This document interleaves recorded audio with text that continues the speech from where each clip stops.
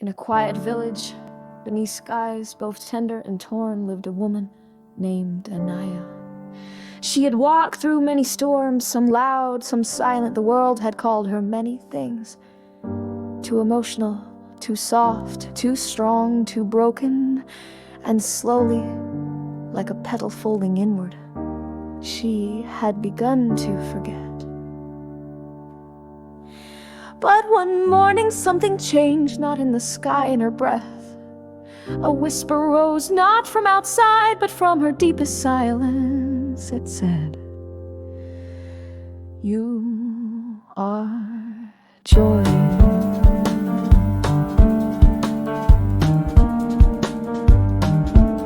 She laughed at first in disbelief. How could she be joy after all the betrayals, the losses, regrets, the years of proving? But the whisper did not explain, it simply revealed, "You are not your wounds," it said, "not your past, not your pain. You are the flame that never left, soft, wild, sacred, sane." And in that moment she remembered, before the heartbreaks, before the judgments, before she learned to shrink and survive, she was joy. This was her first truth. I am joy,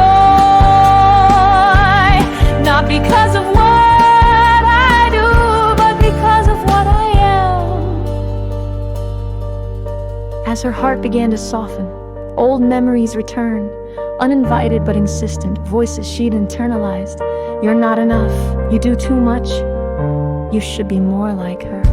There were regrets, habits, things she wanted to hide, but a new voice came, steady, real. "See it all," it said, "your strength and your weakness, your fire and your fear. Do not divide yourself." So she did.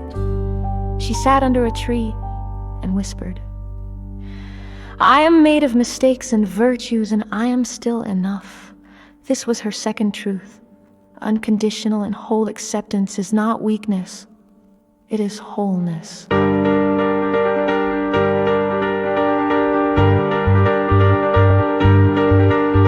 One evening, watching the sky turn gold, she placed her hand on her chest and breathed. "Not for anyone else, for herself. Love starts from me," she said. "Not from a partner, not from society, not from those who had overlooked her.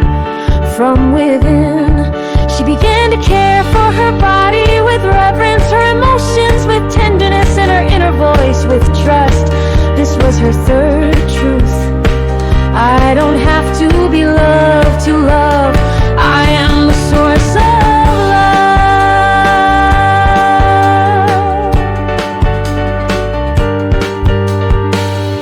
The world still tried to box her in, be quieter, be more appealing, fit the mold. But this time she stood not in defiance but in clarity. "I'm not here to be a copy," she said. "I'm here to be a whole woman, unapologetic, sacred, real." This was her fourth truth. Authenticity isn't rebellion, it's remembering.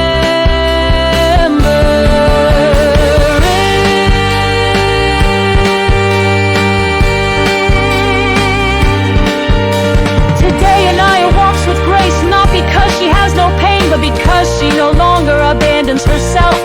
She wears her voice like prayer, she honors her scars like stories. She dances not to impress, but to express. And to every man and woman listening, she says, "You are not broken, you do not need to become someone else. You only need to return. The flame never left you. It was waiting.